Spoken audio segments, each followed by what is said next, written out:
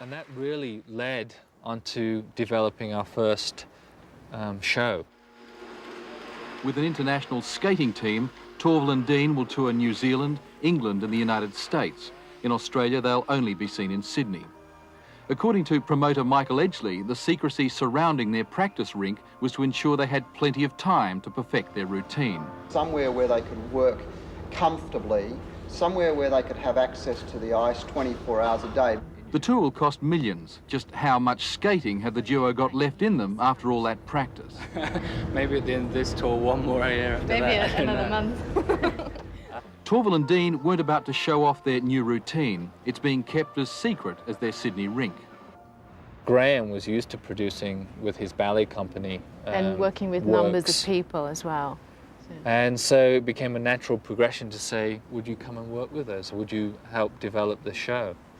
Which he did, he came on board. Diablo Tango was humor, comedy, slightly, well, largely slapstick, overtly so. But at the same time, I think it showed us in a different light that we'd always been these two romantic people, and here we were being almost slapstick humor and knocking each other about to a certain degree. Competitive with each other, and too. yet this sort of Valentino dress style and 1920s look from Jane. And so, yeah, it was juxtaposition suddenly, and us trying to be humorous.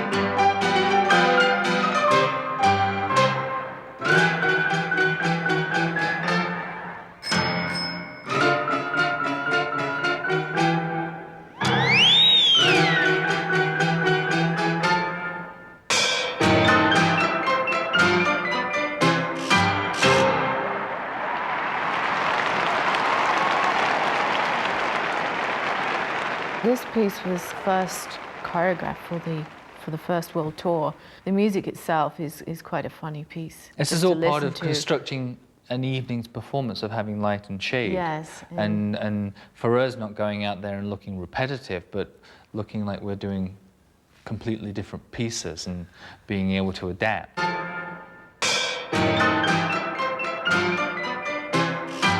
More than 45,000 tickets have been sold. Suddenly, we were inviting skaters from Canada and America and from Europe because It was building an event around our names, Torvill Dean. We have a lot more responsibility in the fact that we have a company, we have 18 other skaters, we have production. We felt a huge responsibility when they all started arriving, and you know, they looked to you like, okay, so what's happening today? There were all sorts of problems along the way. You know, first of all, getting the skaters that we wanted to work with, and then there were problems with Graham because he also had other commitments with his own dance company, and sometimes he wasn't always available to come and work. And it was actually at this time that we met up with Andrus. After the famous Olympics, the Bolero Olympics at Sarajevo, which I'd seen on television, and they just blew me apart because I hadn't thought of ice skating at all as being an artistic form of expression. You know, I always thought it was something very tacky and tits and teeth type thing, glitz. And then having seen them, then the way they used choreography, and then shortly after I met them, so very, very indelible impression. They were involved with an Australian entrepreneur who suggested to them they put together a company of skaters and make like a repertory dance show on ice. And that's where I became involved.